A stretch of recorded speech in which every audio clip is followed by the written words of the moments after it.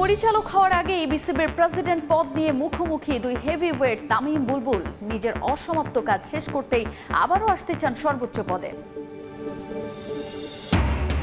এবং ক্রিকেটারদের দাবি দেওয়া আদায়ে বিসিবির সঙ্গে লড়াই করতে দ্বিধা করবে না কোয়াব।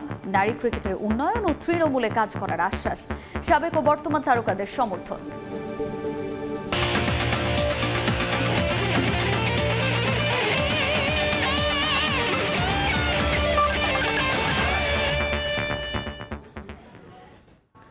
বিশ্বের নানা প্রান্তে খেলাধুলার খবর নিয়ে আমাদের নিয়মিত আয়োজন খেলার সময়, আর এই আয়োজনে আপনাদের সঙ্গে আছি আমি তাজিন খন্দকার। নিজে প্রতিদ্বন্দ্বিতা করলেও আসন্ন বিসিবি ইলেকশনের নির্বাচন কমিশনের নিরপেক্ষতা নিশ্চিতের অঙ্গীকার বিসিবির সভাপতি আমিনুল ইসলাম বুলবুলের। সময় সংবাদে জানিয়েছেন কারা থাকবেন ৩ সদস্যের কমিশনে। জেলায় জেলায় বিসিবির মিনি অফিস করা সহ বুলবুলের আছে বেশ কিছু পরিকল্পনা। বিস্তারিত থাকছে সহকর্মী তামিম হোসেনের রিপোর্টে। কেউ হয়েছেন অবাক, বেশিরভাগ জানাচ্ছেন সাধুবাদ, আবার কেউ কেউ করছেন সমালোচনা। আমিনুল ইসলাম বুলবুল নির্বাচনের ঘোষণা দেওয়ার পর বিসিবি ইলেকশন যেন এক ভিন্ন মাত্রায় চলে গেছে। এইসব নিয়ে সময় সংবাদের মুখোমুখি বিসিবি প্রেসিডেন্ট। নানা ধরনের কথা হচ্ছে, পজিটিভ নেগেটিভ। অনেকেই বলছে যে আসলে আপনার হাত ধরে বাংলাদেশ ক্রিকেটটা অনন্য উচ্চতায় যেতে পারে। আসলে আপনার কি মনে হচ্ছে? এখানে তো মূল লক্ষ্য হচ্ছে ক্রিকেট, এবং ক্রিকেটের ভালো বা ক্রিকেট কীভাবে বাংলাদেশে আরও সামনে এগিয়ে যেতে পারে, রাইটার হিসেবে কন্টিনিউ করার জন্য আমি নির্বাচনে অংশগ্রহণ করতে চাই। এটা একটা ধরেন অনেক কাজের একটা অংশ বললাম, কিন্তু এই যে কাজগুলো শুরু করে দিয়েছে সেখানে বেশ সফলতা দেখতে পাচ্ছি। এটা আমি কিছুদিন কন্টিনিউ করতে চাই, সো দ্যাট আমাদের এই কাজগুলো যেন নষ্ট না হয়ে যায়। সম্ভব হয় আর কিছুদিন করব, না হলে করব না। তবে শেষ বেশ কয়েকটি নির্বাচনে সঙ্গী হয়েছে সমালোচনা। বুলবুলের অধীনে নির্বাচন নিয়েও দেশের ক্রিকেটে শুরু হয়ে গেছে নানা কানাঘুষা। প্রশ্ন, নির্বাচন কমিশন গঠন হবে কিভাবে? একজন লিগ্যাল ব্যাকগ্রাউন্ডের পার্সোনাল হতে হবে। এখানে লিগ্যাল ব্যাপার থাকে অনেক। এখানে একজন আইন শৃঙ্খলা বাহিনীর একজন কর্মকর্তা থাকা উচিত, এবং এখানে বাংলাদেশ ন্যাশনাল স্পোর্ট যুব এবং ক্রীড়া মন্ত্রণালয় থেকে একজন কর্মকর্তা থাকা উচিত।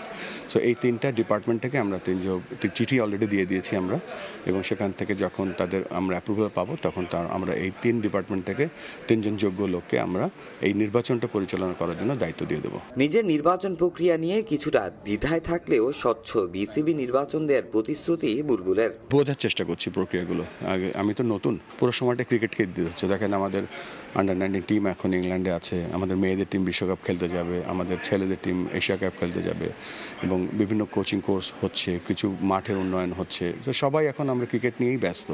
সো এটা যেহেতু আমার জন্য একেবারে নতুন, আমি নিজেও বোঝার চেষ্টা করছি। আসলে বুলবুলের প্রথম স্বপ্ন দেশের প্রতিটা জায়গায় ক্রিকেট ছড়িয়ে দেয়া। জেলায় জেলায় করতে চান বিসিবি অফিস, নিশ্চিত করতে চান জেলার লিগগুলো।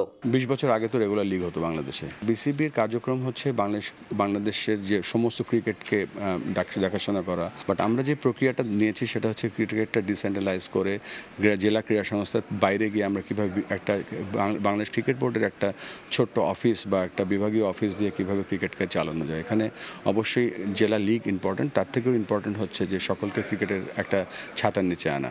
কথা বলছিলাম বিসিবি প্রেসিডেন্ট আমিনুল ইসলাম বুলবুলের সঙ্গে। জেনেছি নির্বাচন এবং বাংলাদেশ ক্রিকেট নিয়ে তার সম্ভাবনার কথা। তামিম হোসেন, সময় সংবাদ, সিলেট। আবারও ক্রিকেটের খবর। যতই দিন যাচ্ছে জমে উঠছে বিসিবি নির্বাচন। আলী আসগর লবির ঘোষণার পরও তামিম ইকবালের প্রার্থিতা নিয়ে থেকে যাচ্ছে রহস্য। ধোঁয়াশা আছে আমিনুল ইসলাম বুলবুলের অংশগ্রহণ নিয়েও। তবে শেষ পর্যন্ত বোর্ডের সর্বোচ্চ চেয়ারের জন্য তামিম ও বুলবুলের মতো হেভিওয়েটরা লড়াই করলে তা দারুণ কিছু হবে বলে মনে করছেন ক্রিকেটাররা। ক্রিকেট বোর্ড সভাপতির চেয়ারে শেষ পর্যন্ত কে বসবেন? যিনি বসুন, এমন কাঁধে কাঁধ মিলিয়ে চলবে সব পক্ষ, এমনটাই তো কাম্য। অক্টোবরে বিসিবি নির্বাচনের পর পরিচালকদের মধ্য থেকে বাছাই করা হবে সভাপতি। তবে তার আগেই আমিনুল ইসলাম বুলবুল ও তামিম ইকবালকে নিয়ে আলোচনা তুঙ্গে। বিসিবির সাবেক সভাপতি আলী আসগর লবি এক সংবাদ সম্মেলনে ঘোষণা দিয়েছেন তামিম ইকবাল বিএনপি সমর্থিত প্রার্থী হবেন। যদিও রাজনৈতিক দলের প্রতিনিধির এমন বক্তব্যের পর থেকে নানা মহলে নানা কথা। ভোটের মাঠে খেলা বাকি অনেক। তামিমকে যেমন সভাপতি হিসেবে চাইছেন অনেকে, তেমনি যে কোনো সময় পাল্টে যেতে পারে পাশার দান। তাই তার প্রার্থিতা নিয়ে একরকম রহস্য রয়েই যাচ্ছে। যদিও তামিম নিজে প্রস্তুতি সেরে রাখছেন, গুঞ্জন থাকলেও কোয়াব সভাপতি প্রার্থী হননি, তবে কোয়াব নির্বাচনে রেখেছেন গুরুত্বপূর্ণ ভূমিকা। বর্তমান প্লেয়ারদেরকে আবার এক করা এবং আমাদের বড় ভাইদের এক করার পেছনে সবচেয়ে বেশি ভূমিকা রেখেছে তামিম ইকবাল। তামিম ইকবাল কেন এই ইয়াতে কবে আসলেন কিনা এই এক্সপ্লেনটা আপনার কাছ থেকে আসা উচিত। আই এম শিওর এটা রিজন আপনারাও জানেন আমি কি কারণে আসি নাই, সো ওটা আশা করি সামনে আপনারাও বুঝতে পারবেন।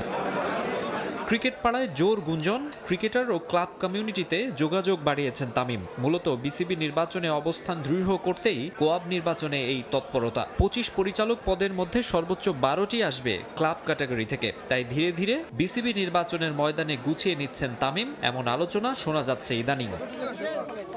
বিপরীতে আমিনুল ইসলাম বুলবুলের গ্রাউন্ডও শক্ত। বর্তমান বিসিবি সভাপতি, জাতীয় ক্রীড়া পরিষদ মনোনীত। অন্তর্বর্তী সরকারের সুনজর রয়েছে তার উপর। বোর্ড প্রধান হিসেবে অল্প সময়েই বেশ গ্রহণযোগ্যতা পেয়েছেন। আইসিসি, এসিসির হয়ে বিভিন্ন দেশে দীর্ঘ সময় কাজের অভিজ্ঞতা রয়েছে বুলবুলের। ভারী প্রোফাইল এবং সবাইকে নিয়ে কাজের প্রবণতা অন্যদের চেয়ে আলাদা করেছে তাকে। সাবেক দুই অধিনায়ককে ঘিরে নতুন করে স্বপ্ন দেখতে শুরু করেছেন ক্রিকেট সংশ্লিষ্টরা। দুইজনই আমাদেরই লোক, ঠিক আছে, যেই হোক আমরা ডেফিনেটলি সেই ক্ষেত্রে খুশি হব। খুবই যোগ্য ক্যান্ডিডেট। আমার কাছে মনে হয় দুজনের মধ্যে যেই আসুক অবশ্যই ক্রিকেটের ভালো চিন্তা করবে। আগের যেরকম মেন্টালিটি আমাদের ছিল যে একটা পলিটিক্যাল ব্যাকগ্রাউন্ড থেকে লোক আসবে, আমি খুব হ্যাপি যে ওই ধরনের মেন্টালিটিতে এই মুহূর্তে নাই। তামিমের মতো কিছুটা হলেও বুলবুলের অংশগ্রহণ নিয়েও রয়েছে ধোঁয়াশা। তবে মাহবুব আনামের পর আকরাম খানেরও বিসিবি নির্বাচনে অংশ না নেয়ার বিষয়টি মোটামুটি নিশ্চিত। মাকসুম আলম খান, সময় সংবাদ, ঢাকা। ক্রিকেটার্স ওয়েলফেয়ার অব বাংলাদেশের নতুন সভাপতি হলেন মোহাম্মদ মিঠুন। নতুন সভাপতি বলেন, ক্রিকেটারদের দাবি দেওয়া আদায়ে বিসিবির সঙ্গে লড়াই করতেও পিছপা হবে না কোয়াব। নারী ক্রিকেট ও তৃণমূলেও কাজের আশ্বাস দেন তারা। ক্রিকেটার্স ওয়েলফেয়ার অ্যাসোসিয়েশন অব বাংলাদেশের প্রথম নির্বাচন। ভোটের দিন বর্তমান ও সাবেক ক্রিকেটারদের সরব উপস্থিতি। কোয়াবের সভাপতি পদের জন্য শুরু থেকেই ফেভারিট মোহাম্মদ মিঠুন। ব্যালটের লড়াইয়ে আরেক প্রার্থী সেলিম শাহেদকে রীতিমতো উড়িয়ে দিয়েছেন তিনি। 154 ভোট মিঠুন, সেলিম শাহেদ 34। মিঠুনকে প্রেসিডেন্ট ডিক্লেয়ার করা হলো। অনেক লম্বা সময় কোয়াবের কোনো অ্যাক্টিভিটি ছিল না, এটা নতুন একটা জার্নি শুরু হলো। আমি যেহেতু প্লেয়ারদের স্বার্থে এসেছি, প্লেয়ারদের পক্ষে আমার কথা বলতে হবে। তাতে যদি বোর্ডে যদি কেউ অখুশি হয় সেটা তো আমার কিছু করার নাই। দীর্ঘ 11 বছর কোয়াবের সভাপতি দুর্জয় আর সাধারণ সম্পাদক ছিলেন দেবব্রত। গত বছর 5 আগস্টের পর ওই কমিটি ভেঙে দেয়া হয়। নির্বাচনের কথা জানানোর পর থেকেই ক্রিকেটারদের মাঝে উৎসাহ উদ্দীপনা। তাদের কাছে 2 বছর সময় থাকবে, এর মধ্যে সবকিছু যেরকম সিস্টেম্যাটিকভাবে করে ফেলা যায়। নন ইম্পর্টেন্ট কাজগুলোকে আমরা মাঝে মাঝে প্রায়োরিটি দিয়ে দিই, বাট ইম্পর্টেন্ট কাজগুলো আমরা করতে ভুলে যাই। আমি কিন্তু ন্যাশনাল ভোটও দিই নাই, এখানেই ফার্স্ট আজকে ভোট দিলাম। খুলনায় তো মনে হয় লাস্ট 4-5 বছর ধরে কোনো খেলা হয় না। প্লেয়ারদের জন্য অনেকটা হতাশার। সশরীরে 130 এবং অনলাইনে 60, এই মোট 190 জন ভোট দিয়েছেন কোয়াব ইলেকশনে। 2টি ভোট বাতিল হওয়ায় মোট বৈধ ভোট 188টি। এখন কোয়াবের কাজই কিন্তু এইগুলা, ভোটগুলোর সাথে রিলেশন মেনটেন করা। এবার আরো খুব ভালোভাবে হবে। বিনা প্রতিদ্বন্দ্বিতায় কোয়াবের সিনিয়র সহসভাপতি হয়েছেন শাহরিয়ার হোসেন বিদ্যুৎ, সহসভাপতি নুরুল হাসান সোহান। এছাড়া সদস্য হিসেবে আছেন খালেদ মাসুদ পাইলট, ইরফান শুক্কুর, শামসুর রহমান শুভ, নাজমুল হোসেন শান্ত, আকবর আলী, মেহেদি হাসান মিরাজ, ইমরুল কায়েস। একমাত্র নারী সদস্য রুমানা আহমেদ। মাকসুম আলম খান, সময় সংবাদ, ঢাকা।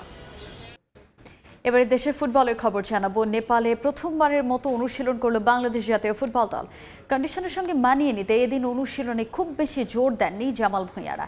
এদিকে হালকা ইনজুরি থাকলেও নেপালের বিপক্ষে প্রথম ম্যাচে ফয়সাল আহমেদ ফাহিমকে একাদশে পেতে আশাবাদী হেড কোচ হাভিয়ার কাবরেরা। এই 2 ম্যাচের ফলাফল নিয়ে কোচ খুব একটা চিন্তিত না হলেও এই 2 ম্যাচে জয়ে তুলে নিতে চান ফুটবলাররা। নেপালে বাংলাদেশ ফুটবল দলের প্রথম অনুশীলন। লম্বা জার্নির পর কন্ডিশনের সঙ্গে মানিয়ে নিতে এদিন পুরোদমে অনুশীলন করেনি লাল সবুজ বাহিনী। কাঠমান্ডুর আর্মি হেডকোয়ার্টার ফুটবল গ্রাউন্ডে হালকা স্ট্রেচিং ও ওয়ার্ম আপ করে নিজেদের ঝালিয়ে নেওয়ার চেষ্টা করেছেন জামাল তুপুরা। হামজা সমিত ফাহমিদুলরা আশায় জাতীয় দলে নিয়মিত সুযোগ হচ্ছে না অনেক ফুটবলারের। তাদের জন্য হতে পারে বড় প্ল্যাটফর্ম। হালকা চোট থাকলেও নেপালের বিপক্ষে প্রথম ম্যাচে ফরওয়ার্ড ফয়সাল আহমেদ ফাহিমকে পেতে আশাবাদী হেড কোচ হাভিয়ার কাবরেরা। ফাহিম পিঠের হালকা ব্যথা নিয়ে ক্যাম্পে যোগ দিয়েছে, তাকে আমরা অবজারভেশনে রেখেছি। সে দ্রুতই সেরে উঠছে। আশা করছি প্রথম ম্যাচের আগেই সে ফিট হয়ে উঠবে। আর নেপালের বিপক্ষে এই দুটি ম্যাচই চ্যালেঞ্জিং, বিশেষ করে যারা লাস্ট ম্যাচে গেম টাইম পায়নি। নিজেদের প্রমাণ করতে এটাই তাদের জন্য সেরা সুযোগ। নেপালের বিপক্ষে এই দুই ম্যাচের ফলাফল নিয়ে খুব একটা ভাবছেন না কাবরেরা। মূলত নেপালে এশিয়ান কাপ বাছাইয়ের জন্য সেরা প্রস্তুতি নিতে চান এই স্প্যানিয়ার্ড। তবে দুই ম্যাচে জয় তুলে নিতে চান ফুটবলাররা। এখানে যারা আছে সবাই এক্সপেরিয়েন্স প্লেয়ার, অনেকদিন ধরে খেলতেছে।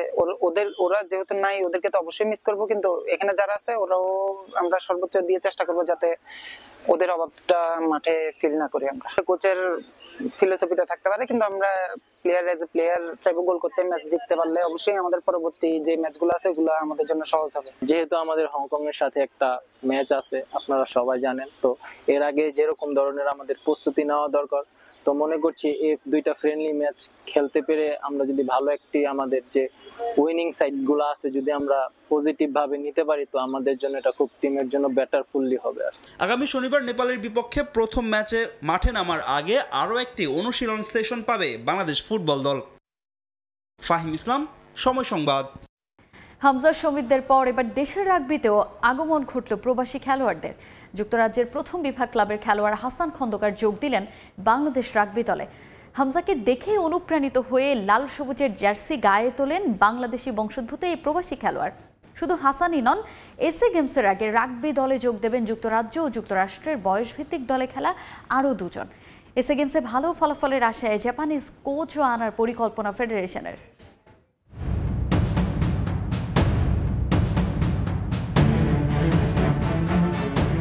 উচ্চতায় সবার চেয়ে আলাদা 6 ফুট 3 ইঞ্চির এই ব্যক্তি কখনো মাঠে দাপিয়ে বেড়াচ্ছেন বল হাতে, কখনো আবার কোচিং করাচ্ছেন। শারীরিক গঠন আর খেলার ধরনে আলাদা এই ব্যক্তির নাম হাসান খন্দকার। রাগবি খেলেন যুক্তরাজ্যের প্রথম বিভাগ ক্লাবে। বাংলাদেশে বংশোদ্ভূত ইংল্যান্ড প্রবাসী এই রাগবি খেলোয়াড় এবার শেকড়ের টানে গায়ে তুললেন লাল সবুজের জার্সি।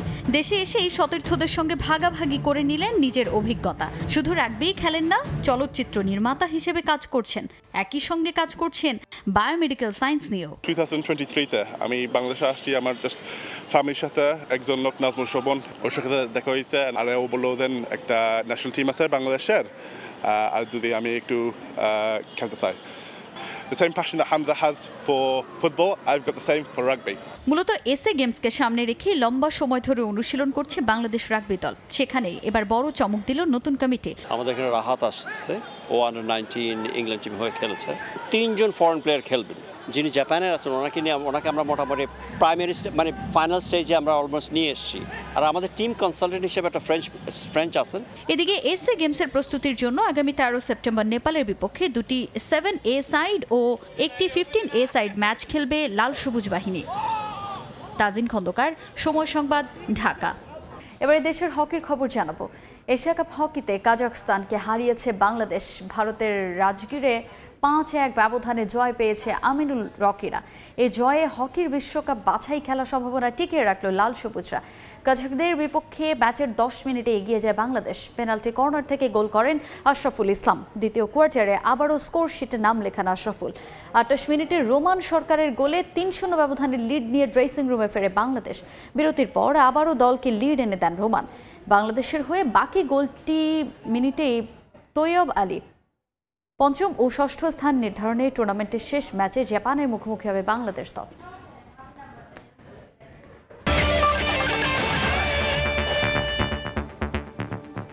এই ছিল খেলার সময়ের এখনকার আয়োজনে। সঙ্গেই থাকুন সময়।